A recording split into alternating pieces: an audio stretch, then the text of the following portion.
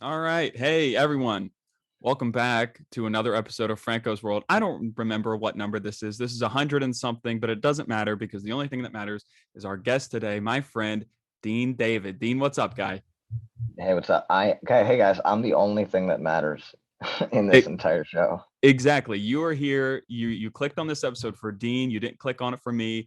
I met Dean, I don't know, April or whatever. I don't remember when I met you, but There's no way in hell I would ever know that information. Like, yeah. oh, you know what? We can always check our text messages. That's the only way. Yep, that's true. Dean, I left. I left, and Dean goes, "What a weekend!" And I go, "Great to see you." And then we just didn't talk for 3 months. Yeah, and it doesn't matter because that's not how friendship works or connection, right? Like that's people always say that. People always say like oh we can not talk for a really long time and then pick up right where we left off. Like as yeah, like as opposed to doing what else? Like forgetting who they are and having to start over. You know what I mean? Like a couple of weeks go by and you're like, and then this lifelong friendship you've had for 5 years just is gone and you have to Yeah, start again. yeah. Like you and I. The first time I met you, I was in New York for like 3 or 4 days or whatever, and like we essentially hung out almost every day by association. And then it's like a couple months later, I come back, and it's like we're supposed to be like start the whole process over again. No. No, yeah. I mean, it would depend on you. Like if people, people have overthink those things, I think, like there's people who I know a guy that like the first time I met him, he came to my house because he was, or no, I went to his house Mhm. because he's roommates with my friend. And then we all became buddies. And then at some point, my friend came over to my place, and this buddy of his came over, and he was really funny and like super cool and like the man. And like, but then now he's like doing comedy and he's still cool. But like, I feel like I don't see him the way that I was seeing him now. Ah.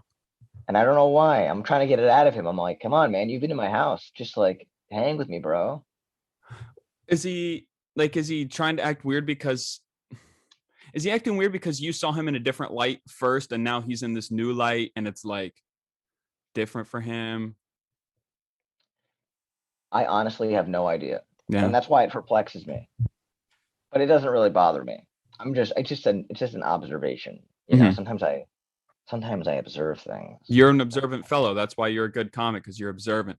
But our first hangout, roughly in April, we presume, a lot of fun, a lot of fun. And you showed me to a lot of like cool little spots in the city. You let me walk into some clubs and watch you perform, and that was a lot of fun, man. And you also forced us to watch Codename Kids Next Door, and I apologize for falling asleep in the middle of that.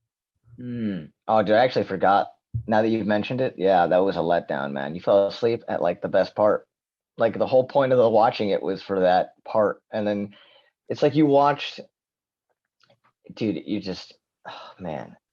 Well, Joey I made wish I it a had. whole cinematic experience because he had to pop popcorn and he had to dim the lights. Meanwhile, I've been traveling and I'm exhausted because I'm not used to the New York hustle and bustle. It's 10:30 and I'm struggling to keep my eyes open. Yeah, well, we're gonna have to make that. We're gonna have to watch that again. By the way. I'm down. I'm down. But it all kind of comes together because I told you I had to tell you something about your appearance. Um, and it has to do with cartoons. And it's you have a very memorable look, and it's the toboggan or the beanie or whatever you guys call it up there, and the headphones. You always rock the headphones like a cartoon, and this is your signature look. You know what I mean? Yeah. Just like cartoons. That guy from Codename Kids Next Door wears the red sweater every time. You know. Yep. Cartoon characters often are wearing the same clothes every single day. Mm-hmm. Did you draw any inspiration from that? Because I know you love cartoons. Yeah, no, I think yeah, I definitely can interpret myself as like an individual character, and if I like, you know what I mean, like, and I like to draw, so I feel like Yes. my whole life I've been kind of like designing myself in a sense. You know what I I mean? wish I Like, knew where I put it. I think it's in this drawer right next to me. I'm not positive, but you drew SpongeBob for me at a bar and it was really good. And I made you autograph it. oh yeah, I remember that. I like that. I wish I Anywho, know it's around here somewhere, but I'll it's not important. But yeah, man. So you've always been a cartoon guy. How did you come from being obsessed with cartoons, drawing cartoons, watching cartoons, to wanting to be this performer? Oh man. Well, I liked to draw when I was a kid, and I I I made comic books, and I made a comic book series in my like for my elementary school, Mhm. and then I got a bunch of guys together, and then we made a series together that we would like hand out copies to like the kids in school. And then we had this one kid, and he was like, well, this is not even related to the question anymore, but we had this one kid, and he was like a very nosy kid, and we didn't like him. So I made a comic book of him, like being the villain, and he was like a giant nose, and like it was a comic, you know what I mean? And like Captain Underpants kind of Yeah. esque style of what I was going for. And then yeah, then we had a fight with this kid. He was the first kid I ever punched in the head, and Jeez. it's true. It all came from art. So where there is art, there is pain. So, but in this case, it was his pain and my art. Yeah. Um, Yeah. but no, so I don't know. Then I in high school or like growing up, I liked performing a lot when I was a kid. I liked theater Hmm. and very. I didn't have like a. I don't think anyone really paid attention to me growing up. You know what I mean? Like if people paid attention, they probably would have seen ahead of time, like, oh, this kid really wants to perform in some way. Like I would go to like remedial. I would get taken out of class because I'd be too much Yeah. like for people to handle. I'd be too much for the teacher to want to like I don't even know what that means. Like I was Yeah. just so excitable and so like energetic that teachers actually requested a break from me specifically. And they would send me to like a school therapist because they thought something was wrong with me. And like it's just like nobody even thought at one point, like, dude, get this kid like a script or something, like let him like perform something. Yeah. So but then, so high school comes around and everybody wants to be a rock star, and so then you kind of play into that character. You're like, yeah, I want to be a rock star, which is not true. Like, who wouldn't want to be a rock star? No, people wanted to be like farmers where I was from, so I can't relate to the whole rock star thing. Really? Oh, yeah. Well, I mean, being a farmer's cool too. You own land and stuff, Yeah. and you get these cows. Yeah. Rock stars don't get cows, dude. They just get to have sex with the hot girls. That's I fucking stupid. yeah, I'd rather hang out with the cows all day. But continue. You said everybody wanted to be a rock star in high school. Oh yeah, man, I did definitely. And Axl Rose was like my big inspiration. I loved Axl Rose Nice. and Slash and like Aerosmith and mainly Axl Rose though. Like he was my first like celebrity like holy shit, this guy is the fucking man. Yeah. So then, but then tragedy ensued in Hmm. high school. Somebody died. A buddy of mine in a band, and he killed himself with a Yikes. rope. And I saw his mom say goodbye to him. And brutal, man. I cried like a baby. And so, Same thing, bro. Same yeah. thing happened to me. Musician friend of mine, unfortunately, met his fate in an unfortunate way. And I wasn't man enough to bring myself to the funeral. But then the 1 year anniversary of it, I went to this candlelight vigil at his gravesite, and his mom, just oh, that's crazy. That's crazy. Shared experience. Yeah, I mean, everybody there, it was weird, like when you're at like high school is like a weird social place anyway. So then when you're at like a funeral and it's like, this is real, this is not high school, this is not like, we're not going to be the characters that we are in front of each other in high school. Like Right. someone's dead and we're all really sad about it for real. It's just like one of the, I don't know, that's how I was interpreting it, like it was such a weird moment. Yeah. But anyway, so basically, long story short, a series of things, my life being what it was, and et cetera, et cetera. I was a very depressed person Hmm. and I didn't know what to do with myself. And I typed in comedy on YouTube when I was 17. Like that's how I discovered comedy, Wow. is that I just typed in on YouTube comedy just to see what would pop up. I'm like, because I was like, I need to laugh. Like, how do people laugh? Like, where does that come from? Hmm. It's like comedy is funny. So I'll look up comedy and see if that makes me laugh. And so it was like, so I was 17 and I'm 26 yesterday. Nice. So Happy that's birthday. Congrats. All that. thank you, thank you, thank you. So it's 9 years ago. 9 years ago from today. What was it? 2012, 2013. What is it? I can't do mental math. Yeah, me neither. All right. Well, you guys that are listening, Yeah, just they'll do it. They'll figure it out. but yeah. So I don't know how old that was, but when I was 17, I typed in comedy. Louis C.K. was like very popular at the time. Like he's still popular, but I think that was the period in his career when he was like going on the upswing. So everybody was Absolutely. talking about him. Absolutely. So I discovered him and I was like, holy shit, dude, this guy is the fucking funniest dude ever. Yeah. And it like made me think because I had seen stand-up comedy before when I was in middle school and I just did not like it. Mhm. I was introduced to it in middle school and my friend was really laughing hard at a person doing stand-up. And I was like, I don't understand why this is funny at all. This person's not funny in any way. Yeah. And then but but dude, if I had discovered my love for comedy at that point in middle school, like if it was Louis C.K. that was on that screen or somebody else that would have made me laugh, I could have been a comedian when I was in middle school. I really do think that I would have done it because the second I discovered it when I was 17, I immediately did it. Really? I was just like, holy, yeah. I was like, that's how I didn't have a dream to be a comedian for a long, long time. It was like the second I wanted to do it, I'm like, okay, I'm going to do this tomorrow. And then I never stopped. Wow. I didn't know what age you started. I didn't know when you started. You're a New York guy, right? From Queens? Yeah, from Queens. Yeah. That's crazy, man. Well, I started when I was 17. For the first time, I did my first set was in an open mic when I was 17. Yeah.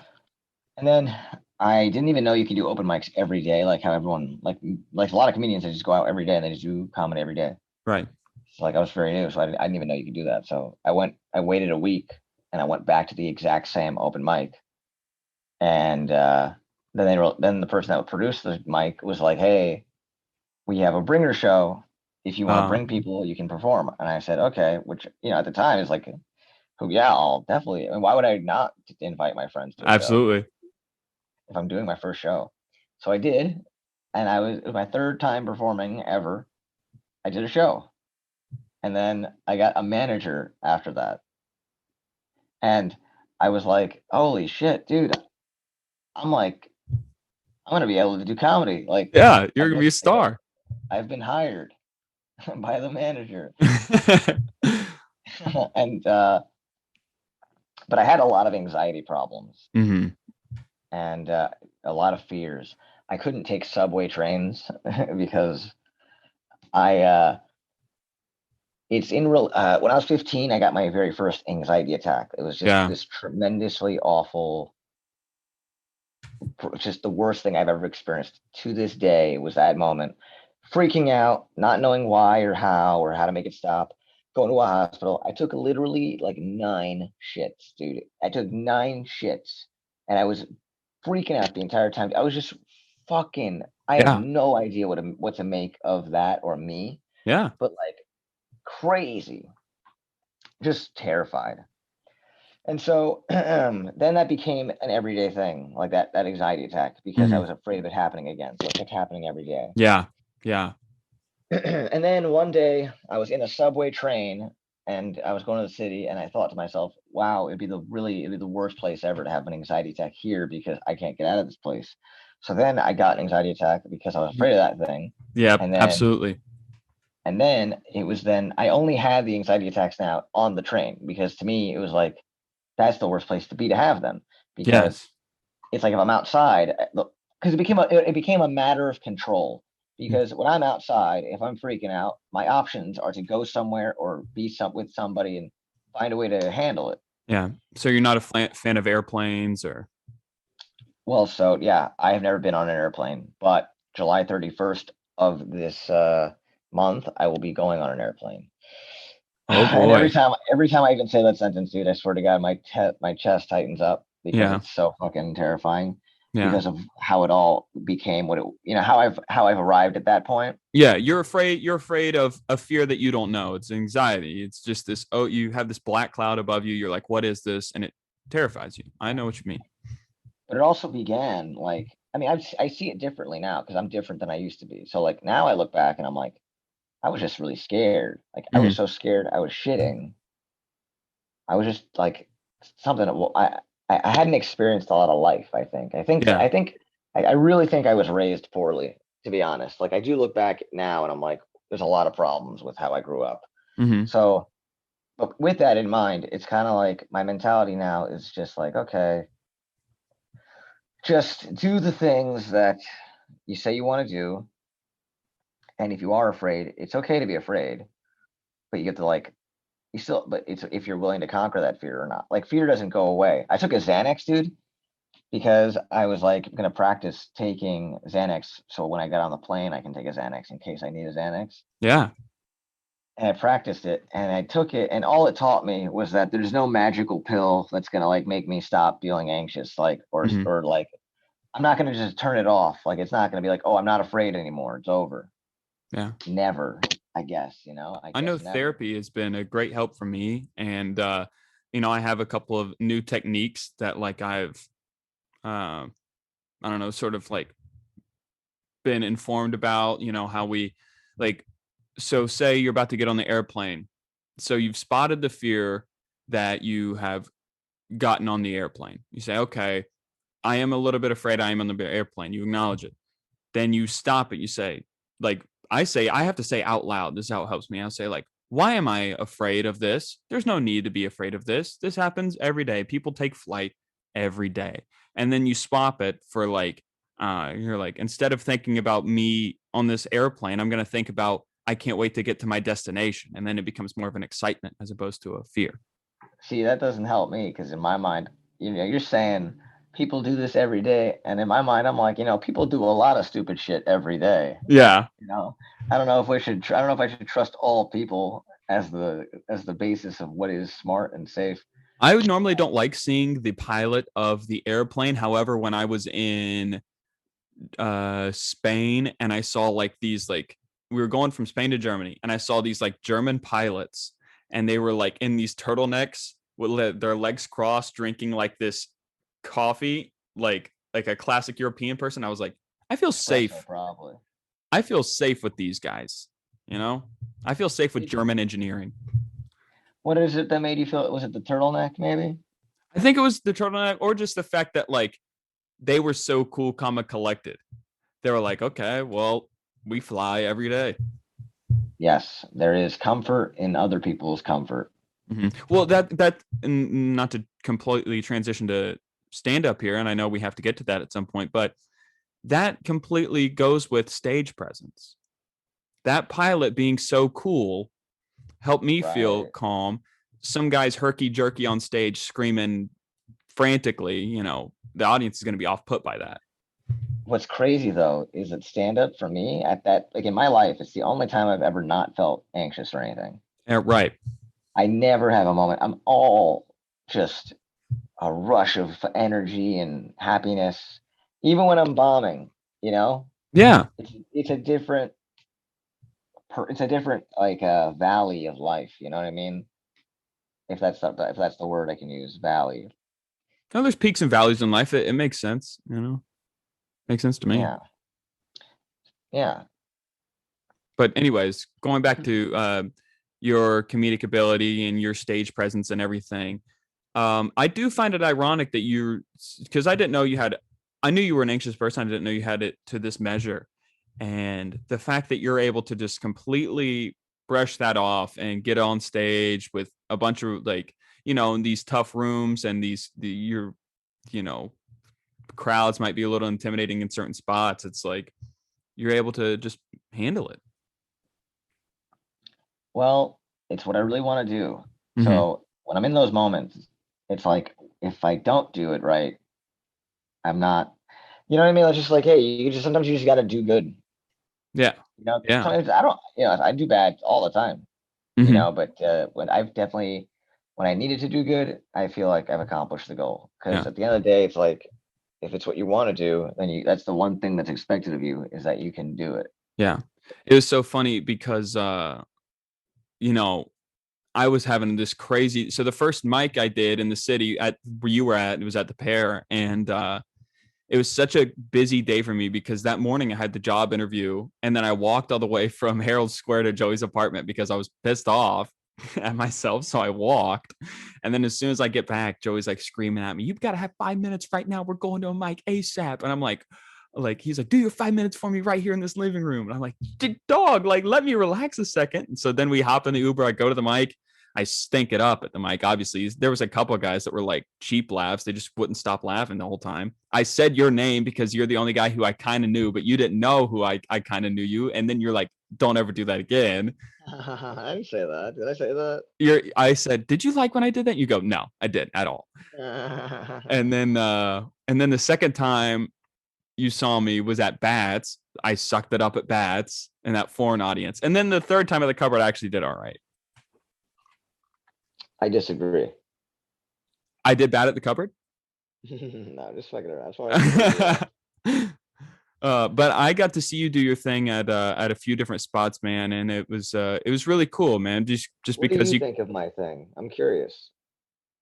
like which a particular joke or your entire stage No, no, presence. no. No, I don't know. I would like to hear what your opinion on my stand up. What do I you think of think it? I think you're like I don't think you're because I know you're so I'm trying to draw a comparison to Louis just because I know you love Louis and that's your guide. I'm trying to take notes from that. No, I Um don't think I wouldn't say I'm anything like him, no, but I hold don't think on. I am. No, no. Hold, no, I'm not saying Hey that. man, I might be just as good as Louis. You're I'm right, just Franklin. I'm talking about your inspiration. That's what I'm saying. Okay, so your inspiration from Louis. Louis talks about he there's that term edge lord, and Louis is not an edge lord because he does it the right way. So you try to take things a step past the line because that's a classic comedy. Like that's what you should do as a comic is like toe the line. So you try to do that in that sense. However, Louis is more animated. You did some act outs, but like you're a cool comic collected on there. Like you get up there and you do your thing, and you're not gonna let some drunk idiot say something and it's gonna like rattle you. You know what I mean? That is so cool that I'm seen that way while on stage. Yeah, I mean, Yeah. I don't know. My perspective when I see like a guy heckling, I see a lot of comedians go up on stage and like I saw one comedian. He's a buddy of mine. Mhm. He did a show for an audience of 4 girls. Oh boy. And he just first thing he did is like he was mean to them, Oh.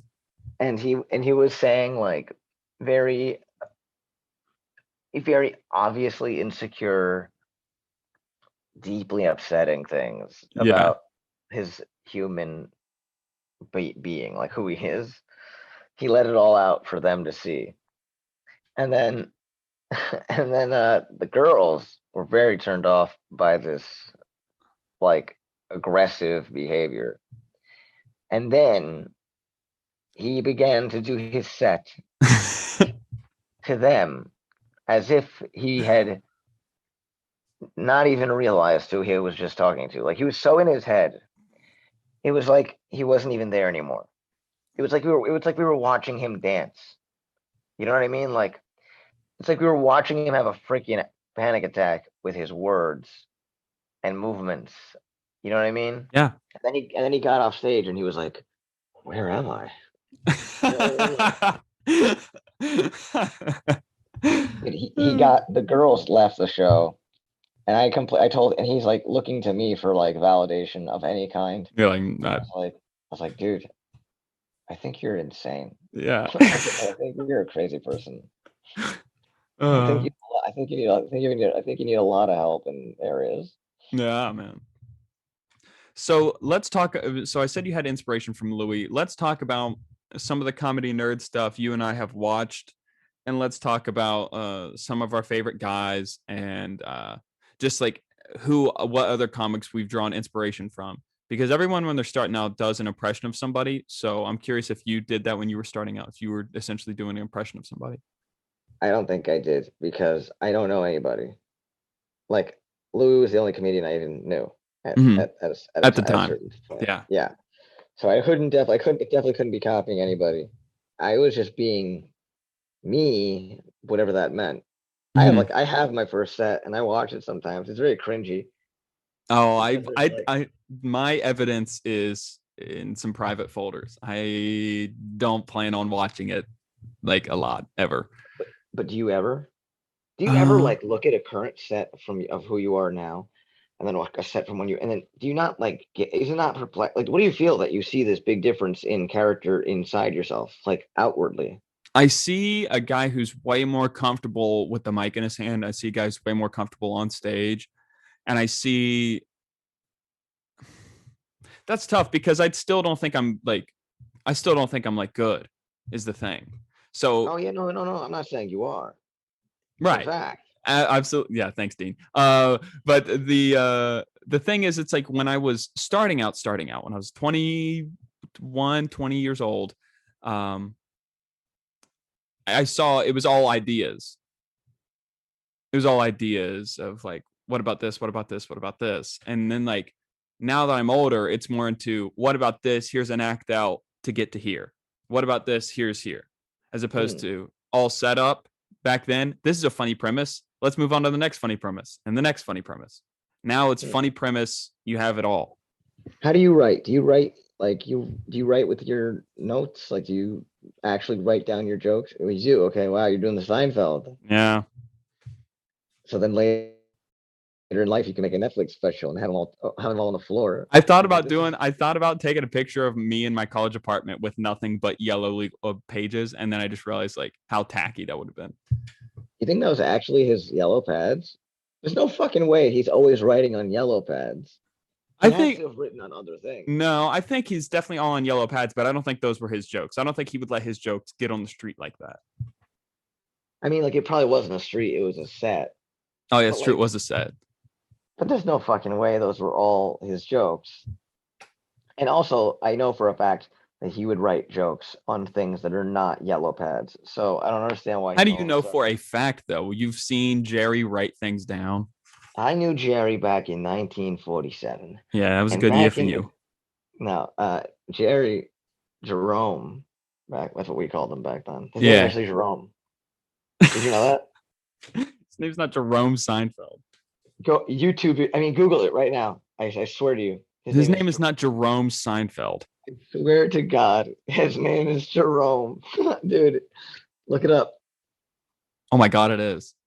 Dude, Jerome Seinfeld. Jerome Allen Seinfeld.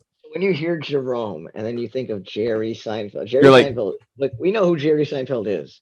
We do not know who Jerome Seinfeld is. that's good. It's true, you know? because It's true. because now that he uses this stage name of a nickname, Jerry Jerome, like what if like he's off stage, he turns it off. He's like, I'm Jerome now.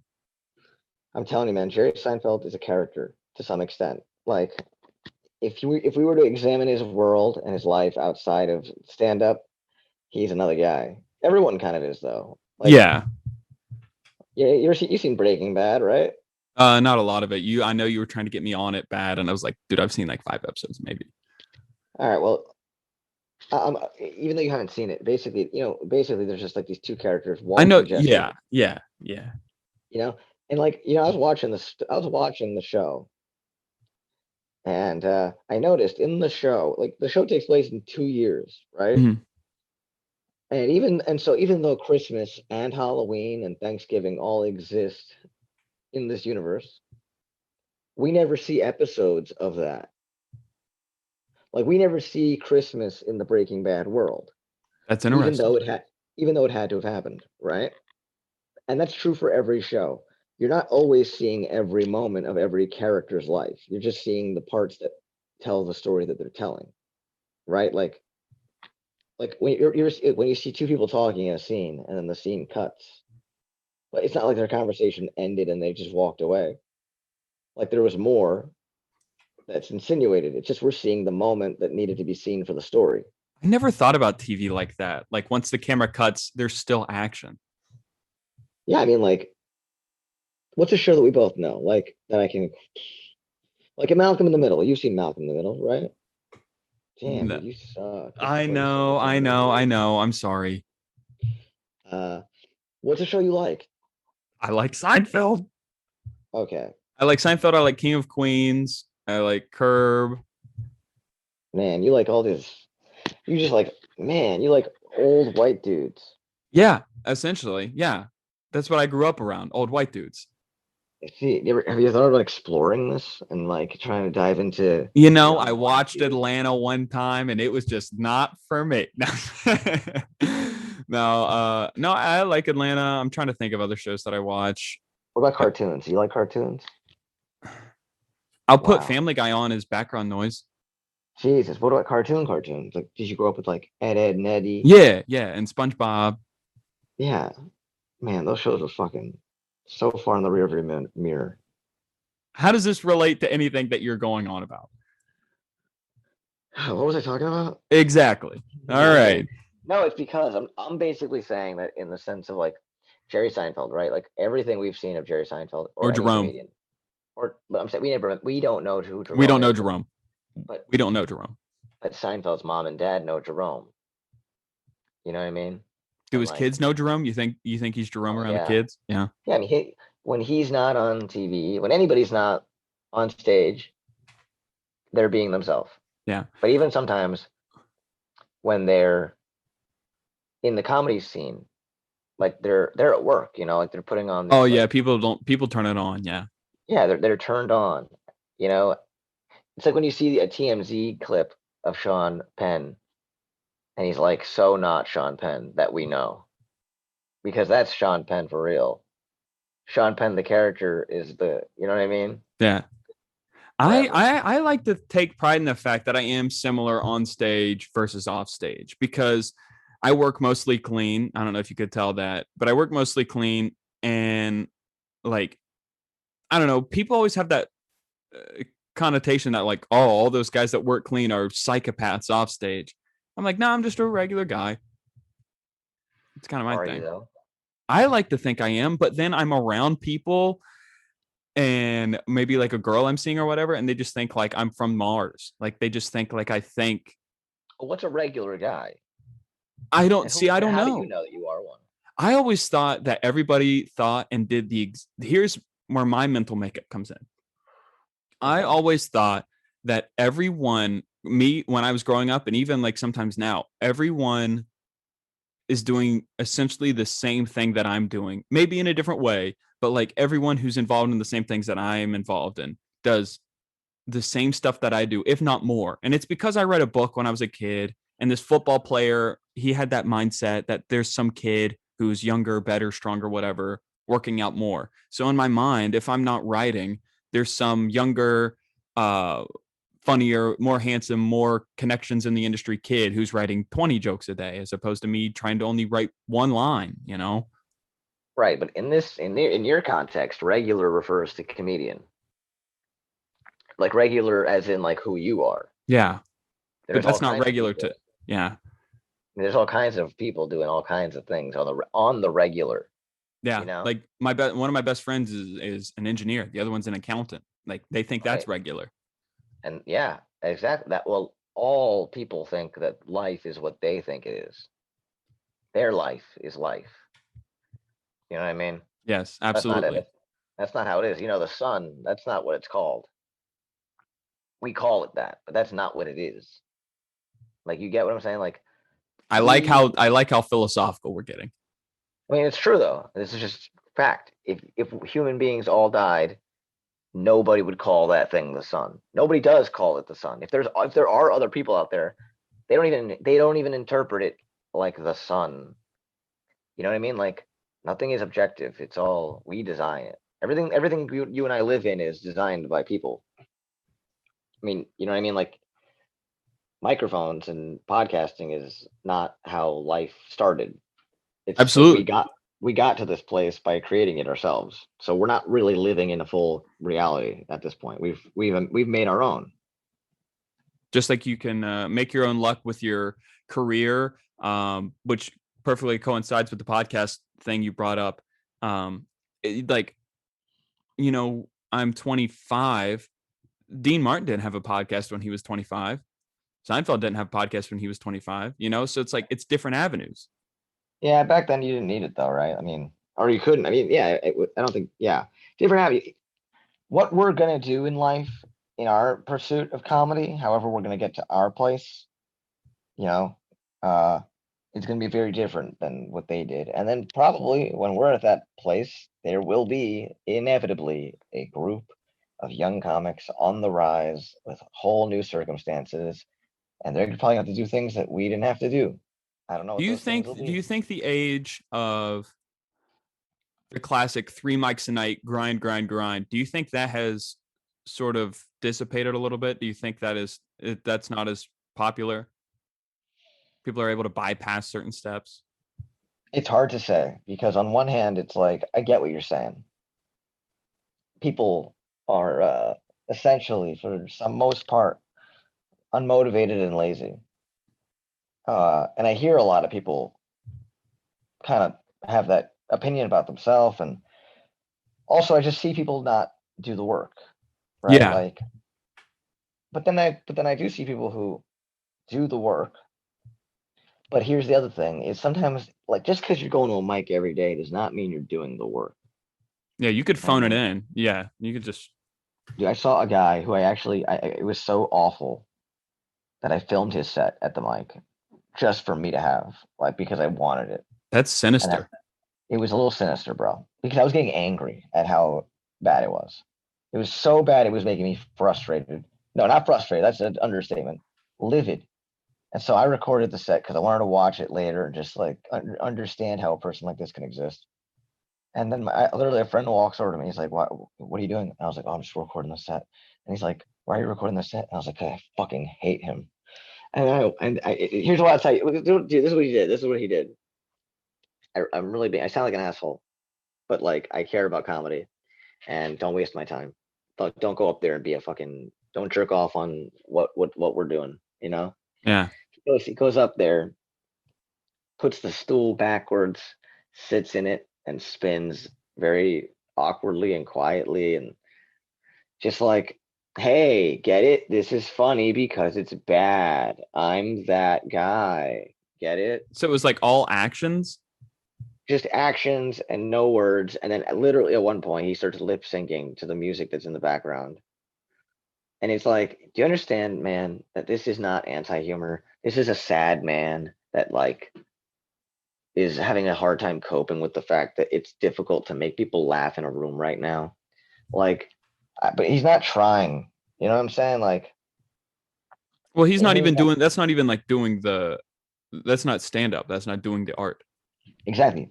So why are you up on, exactly? You're just up there doing some stupid shit, Right. making us people who are actually like trying to work on something and like pursue something. Uh, So what you're saying right now is very reminiscent of Talking Funny. I know you've seen that, right? Many times. Yeah. When they're talking about the guy who's singing the song, Yeah, the sitting on the sitting dock of the on the bed. truck 'cause I'm gay. Yeah. Yeah. So it's like that. It's like Seinfeld's like, good luck with that. Like, okay, well, if you're going to do that, good luck. Well, he never said good luck. It was actually funny when Louis said it because of the context of how he set it up. But yeah, but I don't know if it's going to be like that because at least that's a guy playing guitar and like having words. Like he wrote words. You Oh, know what I so this mean? guy Like didn't even say words. he barely, no, he actually pretended to lip sync and then did nothing else. Like, and I was just like, dude, This was a mic. if you can't, yeah, it was a mic. I was like, dude, if you can't even offer me perspective, then just get off. Like, get off. I mean, it's a little bit of me being a jerk, but The I was very filming, annoyed. the filming of it might have been too far, but I Yeah, understand what you're saying. I'm not gonna show anybody. I just filmed it for myself. Like I Yeah. wanted to have it. I wanted to film. This is a moment I'm experiencing, and I want to film it for later so I can watch it. Like the Like same you're way I going take to the photos of. zoo. You just wanted to see. Exactly. Yeah. Exactly. It's just for me. I'm not gonna share it. It's just like for my brain to process later and look at and wonder. But now I have to ask this question.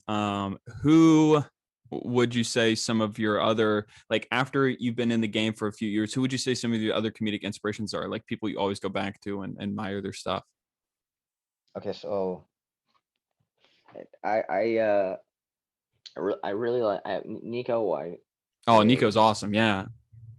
Yeah, he's awesome. He's as I've been becoming more of a man or whatever. Like he's been there, so I appreciate him more than any of the other stuff. That album he did with no audience, like the essentially acoustic album, that was really cool. It was really cool. And a year ago or 2 years ago, we were all very angry at people doing things like that. So the world's changed a lot, you know. Absolutely, man. And so, but he's great, and he's also not just funny, but he's also like doesn't take shit from anybody, and he speaks his mind, and it's cool. He's a cool guy to be around, that's for sure. Cool. And he's a good friend, you know, like he'd fight people for you if he cared, you That's know. great. But he's also very funny. I also think Ricky Velez is very funny. I think that there's certain comics that they're not like popular, but I watch them and I think they're funny. This guy Jeremiah Sure, I think is his name. He's Yeah. always silly. He doesn't necessarily inspire me or anything, but he's funny. He's somebody I laugh at a lot of his jokes. I like Chris Rock. Chris Rock is like the coolest comic alive. Yeah, he is super cool, man. He pops into the stand every now and again, right? I've seen him at the cellar a couple of times. The other Nice. day, the other day I walked into the cellar and he was performing, and I wasn't expecting anything. I was just walking in to see what was going on, and I walk in and I see he's on stage, and I'm like, oh shit. And then not only did I get the pleasure to watch it, but I was like, they were like, oh, he's going up again around the corner. And I was like, wow, I've never got, that's a rare thing. Like, maybe not anymore so, but for me with him, I mean, to see him live at all was awesome. But then to Yeah. see him live in repetition, like as a work, like to see him working out and studying, it was like, wow, that's so I'm cool. so fascinated by those guys who have already made millions and proven their track record of being hilarious people. I'm so interested to see, like, because I've never seen them like just in the clubs working stuff out. Like, what is that process for them? Like, how can they tell when something really works? Because I feel like the baseline for them is a laugh no matter what. How can they tell when it works, you know? If it's funny, that's it. If it gets a laugh, that's it, you know? But the If it thing is, gets what I'm saying is, I feel like they're so funny that it feels like most of the stuff like works no matter what. Like the people love them, the person. I don't know, man. That's not. Here's the thing, dude. I saw Chappelle recently. Yeah, And he did like an hour and a half, and you know, he definitely didn't mind that everyone loved him because he was Chappelle. You know, like he didn't really try to slow them down. He didn't try to tell them lower your expectations or any of that stuff. He was kind of more just like, yeah, it's cool, love me, I'm the man. And then that's he told cool. his joke. And he told his jokes, and he was getting laughs from that momentum as well as the jokes. And then boom and boom and boom and boom and boom and boom. Just, but he had one line that didn't get a laugh. Not, and it didn't create an awkward moment. It was just, I mean, it was. I felt awkward, but Yeah, he didn't feel awkward. And then he just found a way to be funny again. So I don't know how. I mean, but he,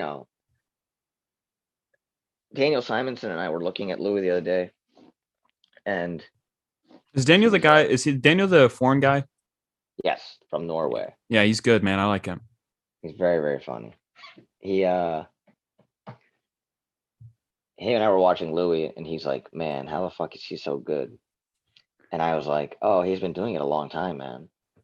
Yeah, I don't know why that was my answer. Just like, oh, did you not know? Did you not know that Oh, he's this been guy doing Louis? Oh, bro, he's been in the game like for 20 years, bro. He's crazy. it? Exactly, yeah. I just didn't know what to say because so then he said, "Nah, man, that's not why." And then I was like, "All right, well, why the fuck you ask me?" But then he's like, "That's not why," because he's like, people have been doing it for a really long time and still not as funny. Mhm. And I was like, "Oh yeah, that's true." So why is he funny? Like, why is he funny? Is it because he's been doing comedy a long time, or is it for another reason? Is it because he's seen life for a long time, and Yeah. that he has a perspective? I think that's what it is. I think if you're really funny, you're really appreciated if you have a perspective. I have thoughts on this. Continue what you're going to say, but I have thoughts on that. just that. I mean, that was all it was gonna be amounting to, was that Hmm. you offer a point of view, and hopefully you can recognize that what point of views are kind of been done, and Yeah. what point of views are more true. There's truth is a hard thing to find sometimes, but that's kind of how I look at it. Is like, if it wasn't funny, it's because it wasn't true, Yeah. or there wasn't anything true about it. Yes, Like there's got to be truth in it. Absolutely. dude, my friend the other day. This is a great example. My friend and I were driving, and he was with me and his girlfriend, and they were like, "How do you say it? Gyro, Euro?" And then they asked me, and they were giving they were saying all their ways of saying it, and then they asked me, and then I got kind of awkward, and I was like, Fabio, and nobody laughed because it wasn't funny. And then I caught myself being not funny, and then I was like, why did I say that? And I said, you Yeah. know what it is, guys? I was like, guys, honestly, I've actually never ordered one, and so I've never said it, so I have no opinion. And then they laughed at me saying that because that was what was true. Like that's why I got weird, and I didn't realize how Ah. I didn't understand how like when they asked me what do I call it. The reason I got all weird and said a dumb thing is because I was awkward about the fact that I didn't know how to tell them I don't order these things and I've never done that.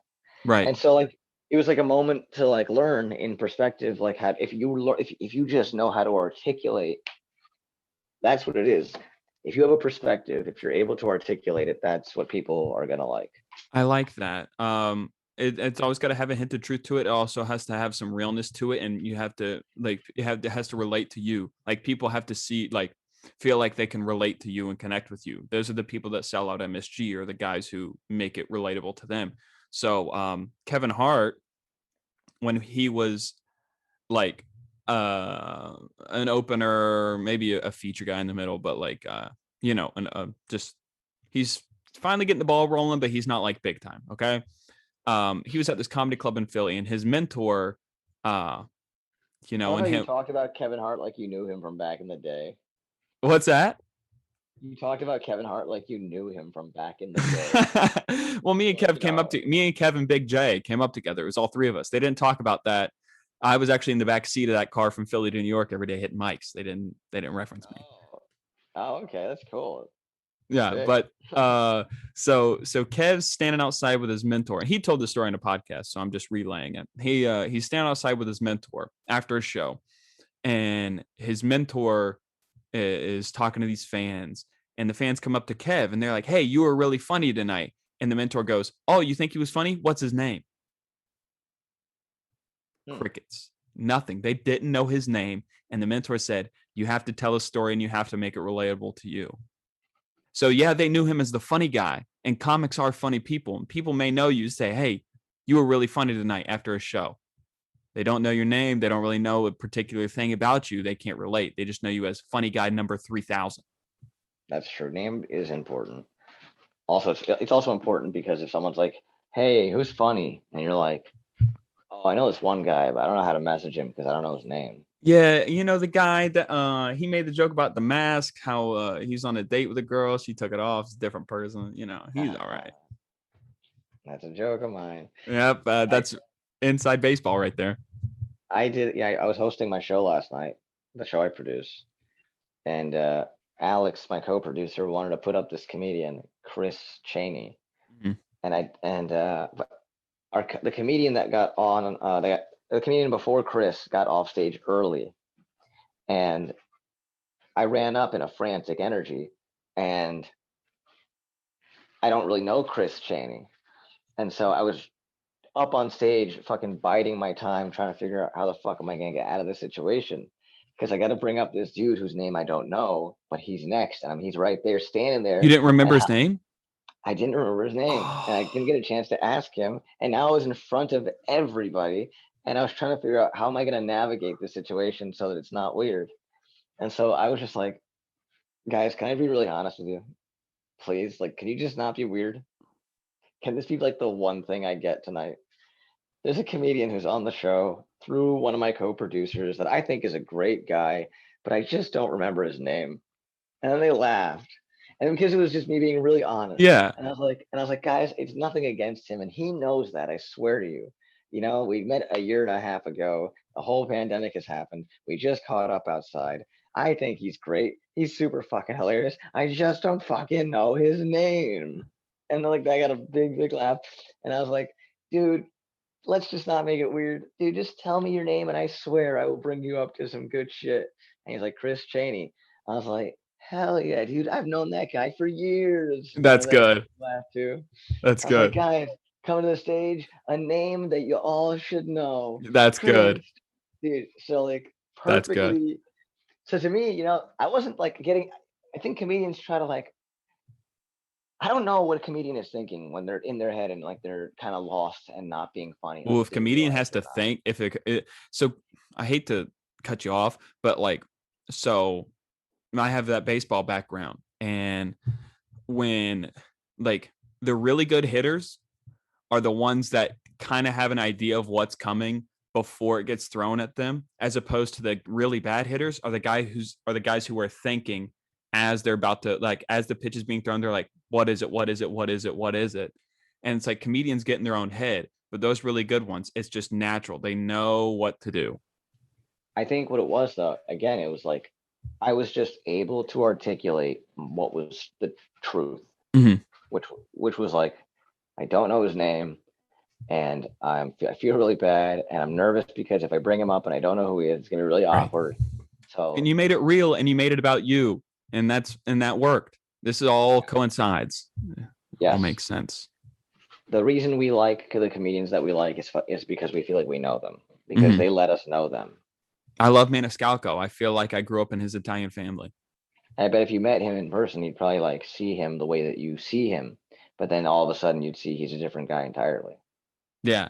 Like I've seen Seinfeld in person. I love Jerry, but if I met Jerome, I'm it's a telling you, dude, whole nother ball game. Jerome is like the Heisenberg of Yeah. He's the Jerry's teacher. world. He's the teacher. Yeah, Yeah. See, I know some Breaking Bad, bro. you have to watch the. I don't know how anybody could watch the show and Because not like. comedians are contrarians at heart, and I was a contrarian about the show. Everybody was on the show, so I was off it. When they zigged, I zagged. Man, I mean, but it is so inevitably amazing. Yeah, I It's such a. guess. It's just. All right. I mean, that's Been just my watching opinion. I've been watching old episodes of Robin Big lately. You like that show? I have never even heard of that show till now. See, this is an old reality show on MTV from the mid 2000s. Professional skateboarder and his bodyguard living together, getting into hijinks and antics, and it's a lot of fun. It's a funny show. Huh. Maybe Yeah. we can watch it together after Kids Next Door. All right. I have season 3 on DVD. I don't have seasons 1 and 2 on DVD. I want to get them for the commentary. I love the commentary on DVDs. Hey, well, I don't know. Well, we can watch eventually commentary, but I think it's best to watch the show without the commentary. Don't you think? Yes. Dude, the commentary for Step Brothers. You like Step Brothers? Yeah, I love Step Brothers. Have you seen the commentary? No, I would It's see a, that. That'd be cool. I don't want to ruin it for you. I'm not going to tell you any of the jokes, but like the big bit is it's a musical. They sing the commentary the whole time. That's pretty funny. I'm almost positive it's that one. Yeah. But let's talk about another show like that we really like, and then we'll let you go unless we get rolling on something else. But I really want to talk about The Green Room with Paul Provenza. You've seen a couple of those episodes.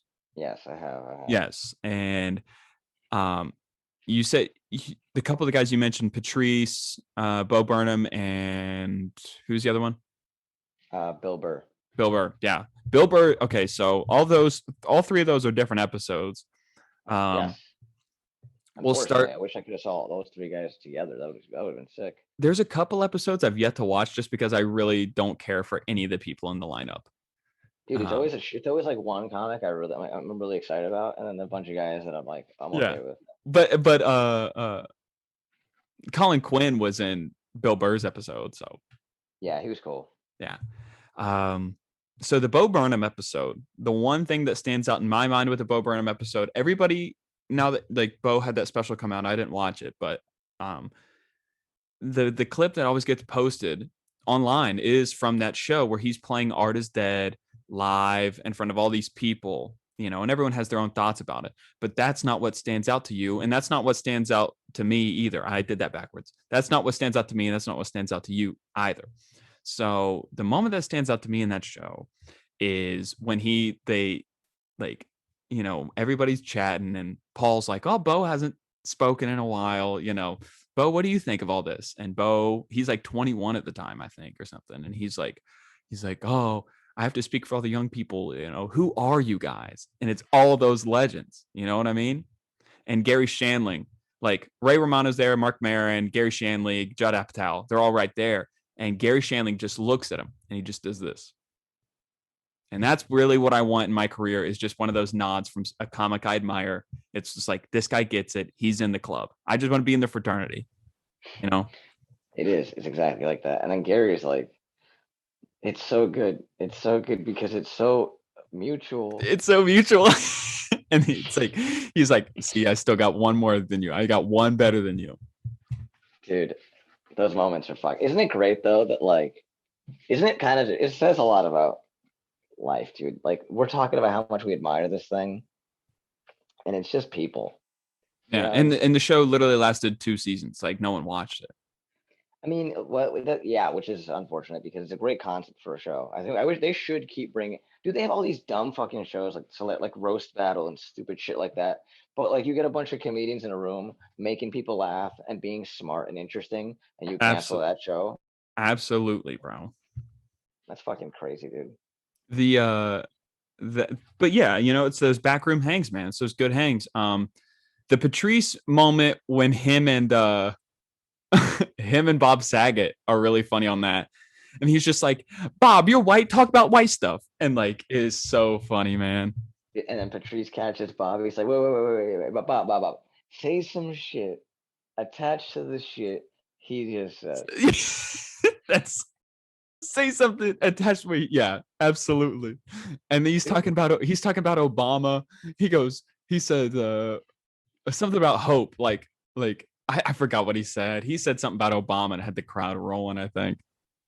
I don't remember that part, but I like the Bob Saget moment with that because I swear to I've been Bob Saget in that moment to some comedians, and it's like a sign of ingenuine behavior on Bob Saget's end. So it's interesting that Patrice calls him out on that, like on TV. It's just so cool, dude. Comedy is the best. Attached to what he just said. That's so good, man. Basically calling him out for saying you're not paying attention. You're not a part of this, and you're being a selfish asshole. That's what I think Patrice was saying to Bob Saget. I just took it for face value. I just took it as a funny line. I'd never looked at it really deep that like Bob was just going off. Well, why would he say that? Like he must have his reason. And if I can relate to my situation, because that literally has happened to me. We should do a thing where we would just watch it and we like break down character development. You know what I mean? That'd be cool. Oh, that'd be fun. Yeah. Well, it's very likely I move to New York by the end of the month. Really? So, hey, do you need a room? I have one pretty much lined up. I haven't given them the confirmation because I'm waiting on this job to offer to be set in stone. It's not in stone right now. It's looking likely, but I'll probably just I'll probably just go up. What's your rent? What are you paying? 1,500. 100? Yeah. Damn, dude, you could live with me for $850. In Queens, though. Queens is great. It's so close to Manhattan. I go to Manhattan all the time. You know how I live. I'm a comedian. I live in Queens. It's amazing. Yeah, I get that, Dean. I get that, but also you don't drive, right, at all? No, the 7 train takes me everywhere. What was it? What was the thing? You're like, I'll come over if you could take me home or whatever. You're like, yeah, Joey, I'll come over if you could give me a ride home. Yeah, because I just didn't feel like I didn't feel like it, but I could, is what I'm saying. Okay. There are nights where I don't feel like doing all that. Like, especially if I'm going out of my way to do something, like I'm going to Joey's house to hang out. It's pretty up there. That's where I'll be, is a couple blocks up from Joey. Yeah, plus that neighborhood, that's such a fucking, I have no reason to go to that neighborhood except for Joey's house. So if I can ever get a ride.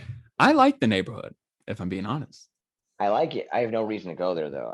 Why would I go there? Like to do what? Just to be there? I mean, I would go, no, actually, yeah, that's not that neighborhood. Yeah, I got nothing. Cigar Inn. That's the only thing I would do there. I think the comic strip is up there. Yeah, but I don't really perform there anymore. I know. I don't think a lot of people do, which is sad. Oh, it's all good. But the Bill Burr, we have to talk about the Bill Burr episode. So you have the great Tony Clifton. Mhm. Tony Yeah, that Clifton was is weird. that was How really was weird. that? Was that guy part of the show, or was he just You don't an know who that act? is at all? I know who it is. I know what the idea, but like, who was really the guy that night, and why was he doing that? Oh, I don't know who was playing Tony that night, but I think it was probably just an homage to Kaufman.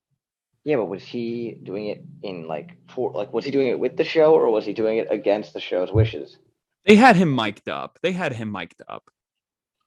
Yeah, but maybe he got kicked out. I don't know. I mean, he got kicked out, but The it funniest seemed like line, he like Bill Burr, like obviously killed it. Colin Quinn killed it, but like the funniest line of that whole thing is Tony Clifton. His neck is like on the table, and he's like, can I just say something? Can I say something? If I made one person laugh, I did my job. And Colin Quinn just starts dying, man.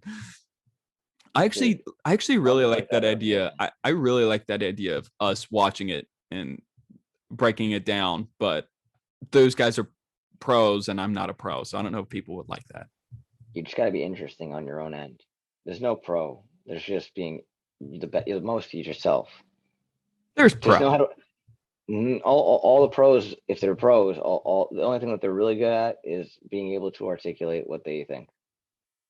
So you have a lot of thoughts. It's not like your thoughts are going to get better or anything.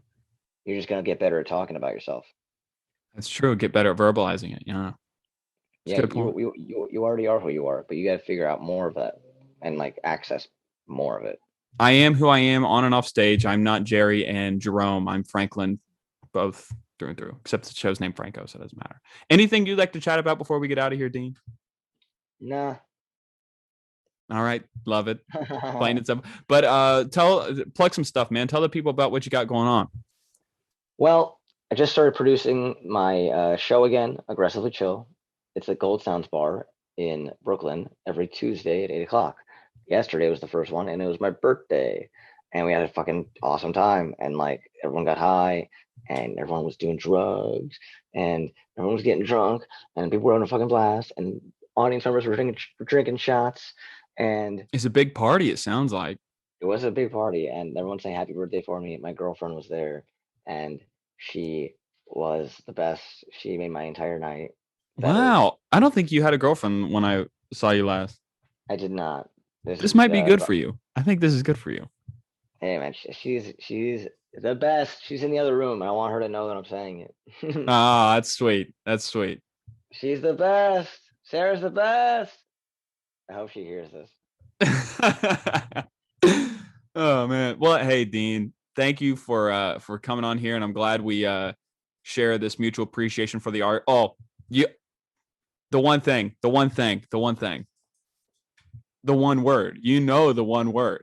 We were at that bar, whatever, on the street corner, and I looked at you. Joey's friend brought a billion friends, and you and I couldn't get a word in edgewise. And we just looked at each other. And we did the classic. You know what it is. I remember the moment. I don't know if I know the word. The Chris Rock Seinfeld. Oh, comedian. That's it, baby. So you're a great comic, man. I'm pumped to see what happens for you in the future. Everybody follow Dean. Where do they follow you at? Just Instagram, Dean David 95, if they want to. Yeah, they will. I think you'll get a couple. But hey, anyways, thank you guys for listening and watching this episode. I'm Franklin Miller. Remember to like and subscribe to the show, do all that stuff. Keep taking care of yourselves. And I will see you when I see you. And I hope you have a great day.